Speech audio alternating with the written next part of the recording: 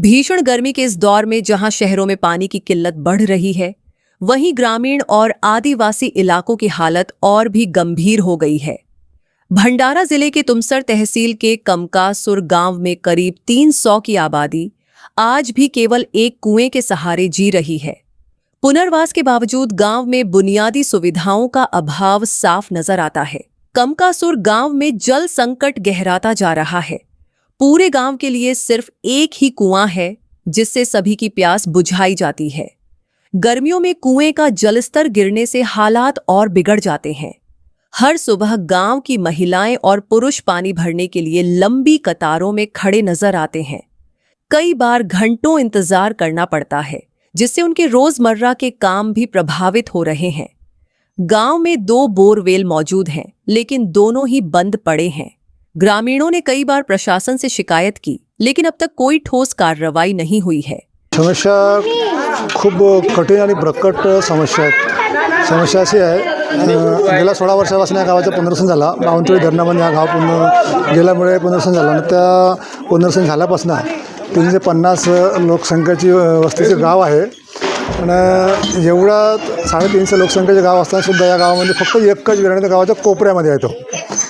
गावाच्या मध्यस्थी असला असता तर अडचण तर होतेच म्हणा उन्हाळ्यामध्ये, तर जेवढी अडचण आता बाकी लोकांना होते अर्ध्या गावाला तेवढी अडचण थोडीशी कमी झाली असते। बरं, उन्हाळ्यामध्ये वास्तव्य करताना अशी समस्या निर्माण होते की 5व्या महिन्याच्या शेवटपर्यंत फक्त 2 ते 3 फूट पाणी राहते। समस्या अशी आहे, पण बरं आहे की तो बाजूच्या गावाला लागून रामपूरची वसाहत आहे, त्यांचे परिसर शेती, तर त्या शेतातले लोकांकडे बोर वगैरे आहे, तर ते लोक पाणी आम्हाला वापर करण्यासाठी देतात। तर तो एक चांगला आहे। नाही तर आम्ही मग आम्हाला असं वाटतं की मग दुसऱ्या गावात कुठचे पाणी आणलं असतं आम्ही। समस्या अशी आहे आणि येत्या 2 तारखेपर्यंत आम्ही प्रशासनाला अशी अल्टिमेटम पण दिली आहे की 2 तारखेपर्यंत आमच्या जे प्रकल्पग्रस्तांच्या मागण्या आहेत आम्ही मागितलं।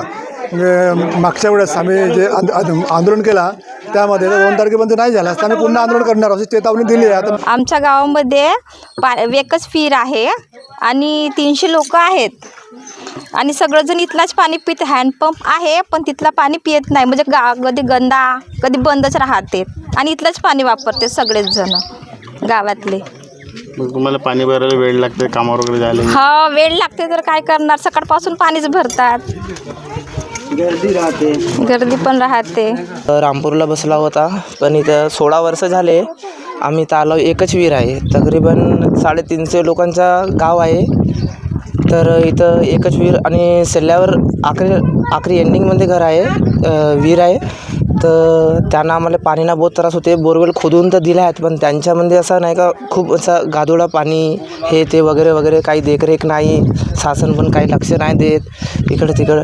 आणि विहिरीमध्ये पण ते पोटास वगैरे म्हणते ते पण बहुत कमी, बहुत मुश्किल ना आचरण टाकले गेल्या जाते, बोलतून तेव्हाच टाकतेत, नाही तर फिर नाही टाकेत, फिर तोच पाणी पितो आम्ही इकडून तिकडून। आम्हाला शासनाला काही गण आम्ही बोलला, पण आम्हाला दुसऱ्या विहीरसाठी पण करून नाही देतात काही कामं।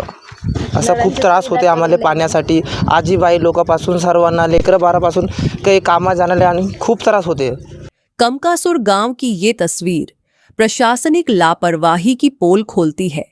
अब जरूरत है कि जिम्मेदार अधिकारी इस आदिवासी गांव की समस्या को गंभीरता से लें और जल्द से जल्द स्थायी जल व्यवस्था सुनिश्चित करें।